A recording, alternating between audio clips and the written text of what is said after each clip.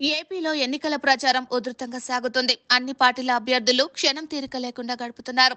భారీ బహిరంగ సభలు, ర్యాలీలు, రోడ్ షోలతో హోరెత్తిస్తున్నారు. అయితే కూటమి ప్రచార సభలతో పోల్చుకుంటే వైసీపీ ప్రచారం వెనుకబడి ఉంది. కేవలం జగన్ ఒంటరి పోరాటం చేస్తున్నారు. ఆ పార్టీకి మద్దతుగా ఒక్కరంటే ఒక్కరు కూడా సెలబ్రిటీలు రావడం లేదు. ఇప్పుడున్న పరిస్థితుల్లో ఆ పార్టీకి ఇది లోటే.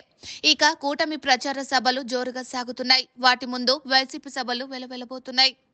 గత ఎన్నికల్లో జగన్, తల్లి విజయమ్మ, సోదరి షర్మిల, భార్య భారతి, సినిమా స్టార్లు మోహన్ బాబు, అలీ, పోసాని కృష్ణమురళి, 30 ఇయర్స్ ఇండస్ట్రీ పృథ్వీ, చిన్న చితక నటులు ఇలా ఒకరేమిటి ప్రచారంతో హోరెత్తించారు. ఆ ఎన్నికల్లో జగన్ క్షణం తీరిక లేకుండా గడిపారు. దాదాపు 175 నియోజకవర్గాలను ప్రచారంలో కవర్ చేశారు. జగన్ ఒకరే ప్రచార సభలతో గడపాల్సిన పరిస్థితి దాపరించింది. గత ఎన్నికల్లో స్టార్ క్యాంపెయినర్లను ప్రకటించిన వైసీపీ ఈసారి మాత్రం అటువంటి ప్రయత్నం చేయలేదు. కూటమి నుంచి భారీ బహిరంగ సభలు రాష్ట్ర వ్యాప్తంగా ఏర్పాటు చేస్తున్నారు.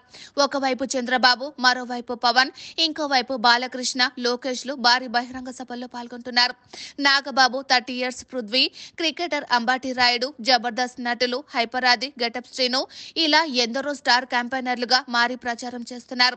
మొన్నటికి మొన్న బస్సు యాత్ర చేపట్టిన జగన్ ఉన్న సమయాన్ని వృధా చేస్తున్నారన్న కామెంట్స్ సొంత పార్టీలోనే వినిపిస్తోంది.